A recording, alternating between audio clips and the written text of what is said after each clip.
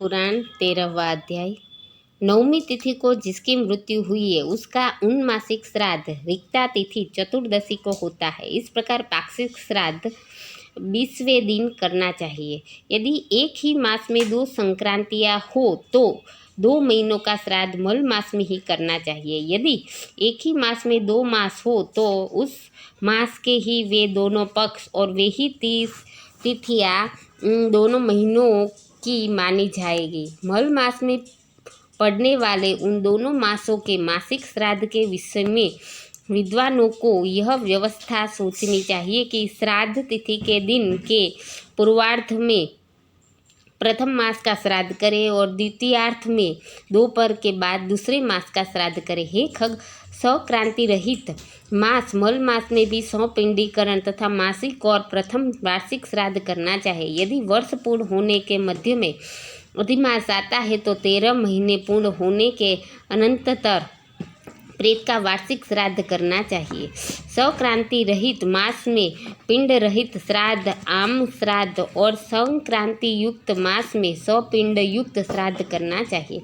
इस प्रकार प्रथम वार्षिक श्राद्ध को मल मास तथा उसके बाद आने वाले शुद्ध मास 13वें मास दोनों ही मासों में करना चाहिए। इस प्रकार वर्ष पूर्ण होने पर वार्षिक श्राद्ध करना चाहिए और वार्षिक श्राद्ध की तिथि को विशेष रूप से ब्राह्मण को भोजन कराना चाहिए। 1 वर्ष पूर्ण हो जाने पर श्राद्ध में हमेशा 3 पिंडदान करना चाहिए। एकोदृष्ट श्राद्ध नहीं करना चाहिए, ऐसा करने वाला पितृघातक होता है। तीर्थ श्राद्ध, गया श्राद्ध तथा गज छाया योग में युगादि तिथियों तथा ग्रहण में किया जाने वाला पितृ श्राद्ध वर्ष के अंदर नहीं करना चाहिए। हे खगेश्वर, पितृ भक्ति से प्रेरित हो करके पुत्रों को 1 वर्ष के अनंतर ही गया श्राद्ध करना चाहिए। गया श्राद्ध करने से पितर भवसागर से मुक्त हो जाते हैं और भगवान गदाधर की कृपा से वे परम गति को प्राप्त होते हैं। गया के विष्णुपद तीर्थ में तुलसी की मंजरी से भगवान विष्णु की पादुका का पूजन करना चाहिए और उसके आलवाल आदि तीर्थों में यथाक्रम पिंडदान करना चाहिए। जो व्यक्ति गया सिर में समी के पत्ते के समान प्रमाण वाले पिंड को देता है वह 7 गोत्रों के अपने 101 पुरुषों का उद्धार करता है। कुल को आनंदित करने वाला जो पुत्र गया में जाकर श्राद्ध करता है पितरों को तुष्टि देने के कारण उसका जन्म सफल हो जाता है। हे खगेश्वर, यह सुना जाता है कि देव पितरों ने मनु के पुत्र इक्ष्वाकु को कलापवन में यह गाथा सुनाई थी। क्या हमारे कुल में ऐसे कोई सन्मार्गगामी पुत्र होंगे जो गया में जाकर आदरपूर्वक हम लोगों को पिंड प्रदान करेंगे? हे ताक्ष, इस प्रकार जो पुत्र पितरों की आमुष्मिक परलोक संबंधी क्रिया करता है वह सुखी होकर कौशिक के द्विज के साथ पुत्रों की भांति मुक्त हो जाता है।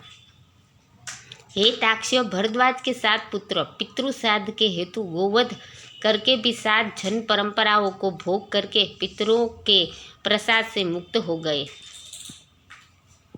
कौशिक के 7 पुत्रों की कथा मत्स्य पुराण, हरिवंश पुराण, हरिवंश पर्व तथा पद्म पुराण, सृष्टि खंड आदि में विस्तार से दी गई है।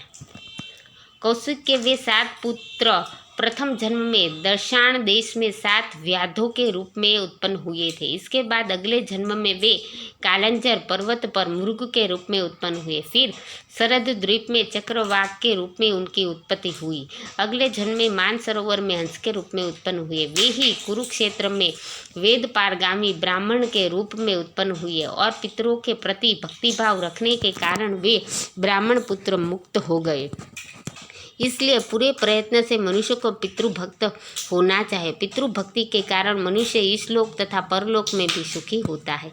हे ताक्ष, यह सब और्ध्वदेही क्रिया हमने तुमसे कही। यह कृत्य पुत्र की कामना को पूर्ण करने वाला पुण्यप्रद तथा पिता को मुक्ति प्रदान करने वाला है। जो कोई निर्धन मनुष्य भी इस कथा को सुनता है वह भी पाप से मुक्त होकर पितरों के निमित्त दिए जाने वाले दान का फल प्राप्त करता है। जो मनुष्य मेरे द्वारा कहे गए श्राद्धों एवं दानों को विधिपूर्वक करता है और गरुड़ पुराण की कथा को सुनता है उसके फल को सुनो।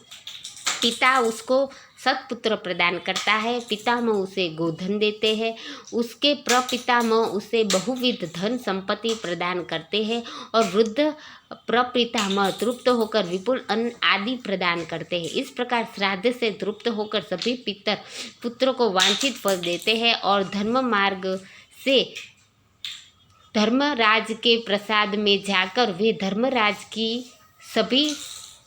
धर्मराज की सभा में आदरपूर्वक विराजमान रहते हैं। सूत जी ने कहा, इस प्रकार विष्णु जी से और्ध्वदेहिक श्राद्ध दानादि विषयक महात्म्य सुनकर गरुड़ जी को अपार हर्ष हुआ।